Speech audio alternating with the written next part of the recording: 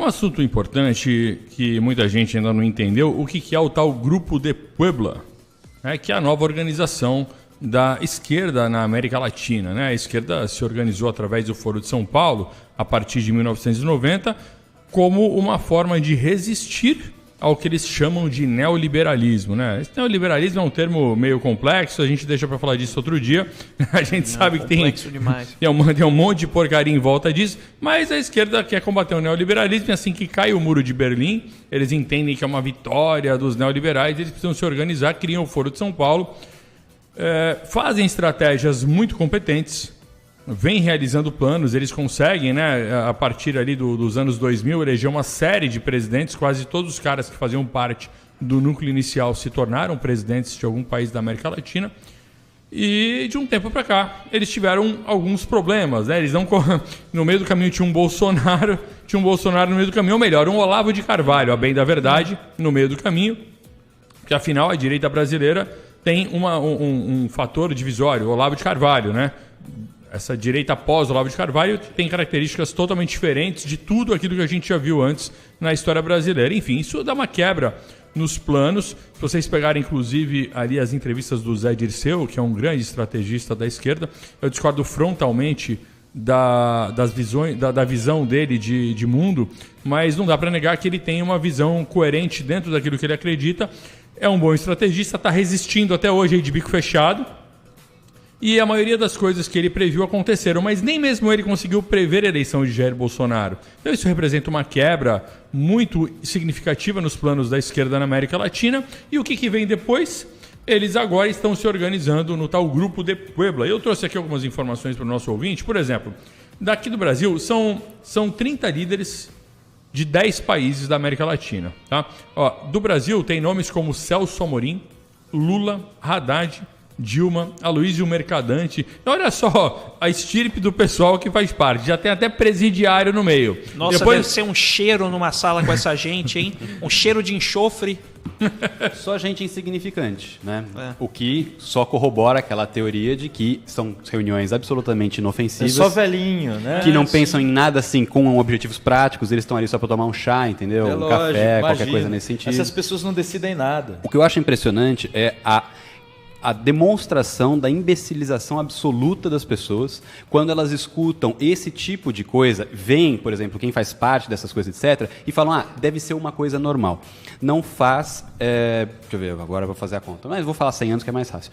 Não faz 100 anos da experiência de vários tipos de totalitarismos onde aconteceram coisas absolutamente terríveis.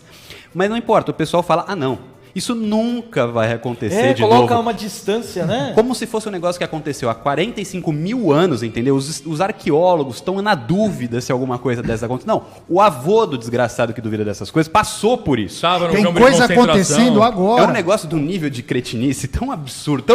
Você não precisa nem ter imaginação para considerar essa possibilidade. O pessoal fala, isso é teoria da conspiração. Não, você não precisa ter imaginação. Basta um pouco de memória. Ou seja, está agora há poucas décadas de chegou num nível de cretinice, nossa, absoluto, cretinice agora no sentido quase que exato do termo, né? O QI abaixo de, sei lá, 30, qualquer coisa assim. São capazes de duvidar, não é possível, isso aí é uma reunião de velhinhos, não acontece nada. Eu falo, cara, mas assim, eles traçaram uma estratégia, colocaram em prática, deu certo.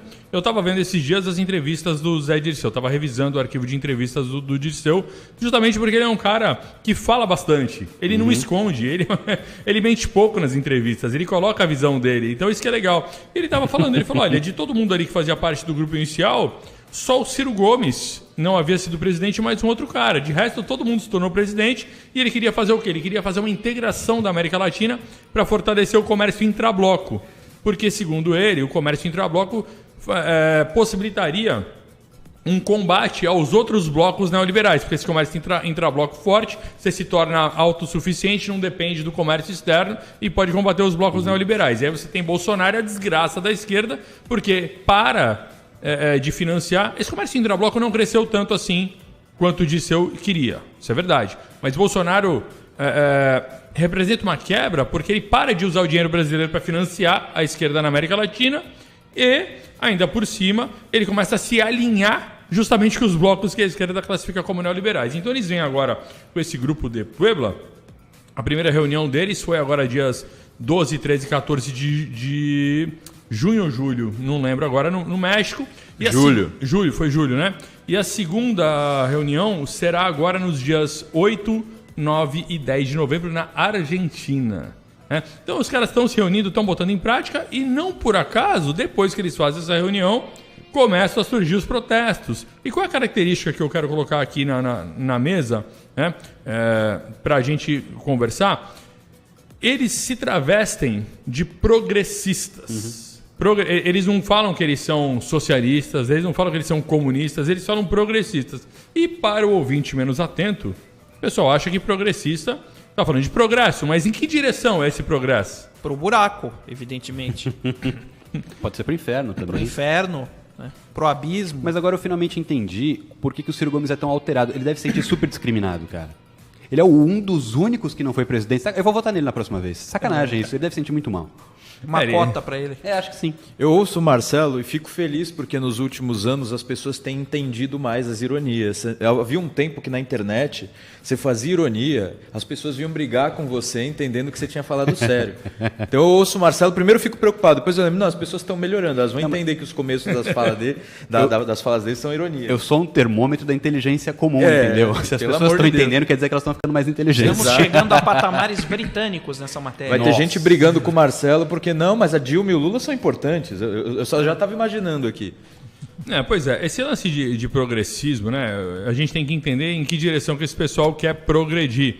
E até um termo interessante, porque ele vem de uma ideia de que essas pessoas sabem para onde a história está caminhando, né? Eles acham que existe de fato aquela previsão marxista de que a história vai em fases, numa dialética tem histórica. Uma certa espontaneidade de sequência que vai justificaria esse nome progressismo. Exato. Então, o que o nosso ouvinte tem que entender, e se ele já entende, ele tem que explicar ainda para os amigos que ainda não entendem, é isso. Esse tal progressismo é um progresso em direção ao mundo mais socialista, mais comunista. Então, quando eles chamam de progressos, avanços, esses termos que vocês escutam falar na boca de qualquer jornalista, em qualquer telejornal, tal pessoa considera um avanço. Avanço na boca desse pessoal é avanço em direção ao mundo mais socialista. Isso. E tudo que eles chamam de retrocesso é o que vai no sentido contrário. Por isso que Bolsonaro, para essa galera, é um retrocesso. Avança está mais perto da Venezuela, retrocessa está mais perto dos Estados Unidos. Isso, é que eles pegam as pautas dos costumes para querer dizer que os conservadores são aqueles que proíbem lá as pessoas de terem suas relações sexuais, de usarem as suas drogas em paz, entendeu? Então que eles enriquecer em paz. Enriquecer em paz traficando, na verdade. Não, dos dois jeitos. Eles querem o quê? Eles querem mesmo que essas pautas passem, tá entendendo? Eles querem que, para eles, o progresso é parar com a ranhetice, com as proibições dos conservadores e fazer com que o paraíso de liberdade surja. Na verdade, a verdade é, muita gente acredita nisso, que é progressista, só que eles só são trouxas, são bucha de canhão ali das outras pessoas que estão por trás, que querem usar toda essa vontade de ter o mundo livre, que não existe isso, nunca vai existir. Jamais. A liberdade precisa ser balizada justamente para que ela possa existir. Sem ordem não há liberdade. E aí eles querem, acreditando que essas coisas são sempre boas e estão na direção correta, eles criam até não é que eles criam, já existe. Eles começam a fazer parte de uma religião, uma espécie de religião. Eu conversei com o Marcelo sobre isso, com o Fábio, uma espécie de religião civil, né, que é uma religião ateia e que compreende que se você for por esse caminho, tudo vai dar certo aqui nesta terra. E a humanidade vai viver perfeitamente. É uma ilusão absurda, cara. Isso aí é coisa do Satanás mesmo. O mundo socialista de que eles falam, né, na verdade, é apenas a cenoura que, balançada diante do burro, faz com que ele ande na direção que eles pretendem. E quando o burro não gosta exatamente de socialismo, o burro acaba fuzilado. Da liberdade sem limites também. Que acaba fuzilado quando está naquela hora. Quando a gente fala, por exemplo, esse pessoal da esquerda nunca aprende, a gente teve uma crise econômica no Brasil, uma crise econômica na Venezuela, agora a gente vê a Argentina também, a economia degringolando completamente. Não é que eles não aprendem, eles aprendem sim. O que está acontecendo na Argentina, esse desastre econômico, que a população está completamente desesperada, a Bolsa de Valores perdeu quase 25 bilhões de dólares de valor, tem um índice inflacionário absurdo, tudo isso está dentro dos planos. Quanto mais arruinada socialmente e economicamente está a população, melhor para o fortalecimento de poder do grupo que guia a revolução. É interessante para o processo revolucionário ter uma crise econômica, porque eles jogam as pessoas contra os ricos, contra a burguesia, e no meio daquele caos eles governam. Sim, porque toda a respeitabilidade que as instituições têm, elas são perdidas nesse momento, né? Sim. Você não vai confiar em mais absolutamente nada. Sim. Então, cada novo esforço depois é revertido para você jogar cada vez mais no buraco todas essas coisas que o conservador, a princípio, tem que defender e ele preza, né? Então, justamente, o conservador é o pior inimigo dos revolucionários por esse motivo. O que para nós é o mal, para eles é o bem. É simples. Pois é, né? Esse pessoal acredita. É engraçado, pegando o gancho do Marcelo, as instituições perdem a credibilidade. E o pessoal vai acreditar em quem? Em revolucionário socialista, pô. Isso é brincadeira, né? É igual a turma outro dia falando pra mim: Herbert, você fica falando aí do Olavo de Carvalho, mas o Olavo de Carvalho, ele não é Deus, ele pode errar. Eu falo, meus amigos, Sério? se Olavo de Sério Carvalho, mesmo? se Olavo de Ai, meu Carvalho Deus, pode eu não errar, sabia disso. imagine vocês então Nando Moura, entendeu? Vocês querem acreditar no Nando Moura, em youtuber? O pessoal tem que saber a diferença entre intelectual e youtuber, né? Mas vamos lá, vamos prosseguindo aqui. Acho que o nosso ouvinte já entendeu esse papo do progressismo e é importante lembrar, todos esses partidos que se travestem de progressistas são, na verdade, uma espécie de roupagem moderada daquela esquerda radical que está tocando fogo no metrô. Eles vão se colocar como alternativa. Olha, eu sei que tem gente tocando fogo no metrô, tá? Mas não somos nós. Eles são nossos amigos. A gente só picha. A gente não tem... A gente está aqui para ser a alternativa.